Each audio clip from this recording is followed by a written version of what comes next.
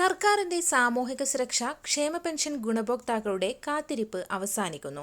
April മാസത്തിൽ ഗുണഭോക്താക്കളുടെ bank അക്കൗണ്ടുകളിലേക്കും കൈകളിലേക്കും 3200 രൂപ വീതം എത്തിച്ചേരും. ഇന്ദിരാഗാന്ധി ദേശീയ വാർദ്ധക്യകാല പെൻഷൻ, വിധവാ പെൻഷൻ, ഭിന്നശേഷി പെൻഷൻ, അവിവാഹിത പെൻഷനുകൾ, കർഷക തൊഴിലാളി ക്ഷേമനിധി പെൻഷൻ ഗുണഭോക്താക്കൾക്കും തുക എത്തിച്ചേരും.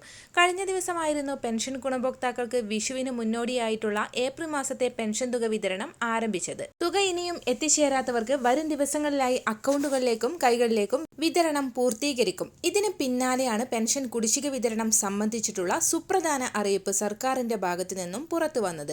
ഗുണഭോക്താക്കൾക്ക് ഏപ്രിൽ മാസം മുതൽ കൂടുതൽ ആനുകൂല്യങ്ങൾ എത്തിച്ചേരും. ഇതിന്റെ ഭാഗമായി ഏപ്രിൽ മാസത്തെ തുകക്കൊപ്പം ഒരു ഗഡു കുടിശ്ശിക കൂടി വിതരണം ചെയ്യുന്നു. ക്ഷേമ പെൻഷൻ തുകയുടെ വിതരണം, നടപടിക്രമങ്ങൾ, ഏറ്റവും പുതിയ ലിസ്റ്റ് തയ്യാറാക്കൽ എന്നിവയുടെ ഭാഗമായി ഇവയെല്ലാം കൂട്ടിച്ചേർത്ത് പുതിയ ഉത്തരവ് വന്നിട്ടുണ്ട്. ഇതിന്റെ അടിസ്ഥാനത്തിലാവും പെൻഷൻ കുടിശ്ശികയടക്കമുള്ളവ വിതരണം ചെയ്യുക.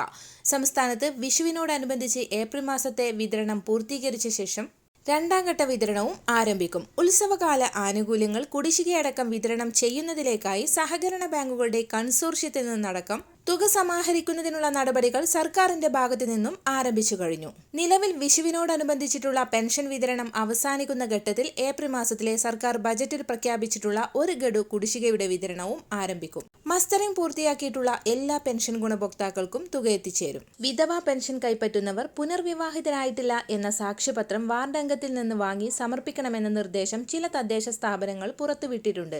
അറിയിപ്പുകൾ ലഭിച്ചിട്ടുള്ളവർ മാത്രം ഈ സർട്ടിഫിക്കറ്റുകൾ ബന്ധപ്പെട്ട തദ്ദേശ സ്വയംഭരണ സ്ഥാപനങ്ങളിൽ സമർപ്പിക്കേണ്ടതാണ്.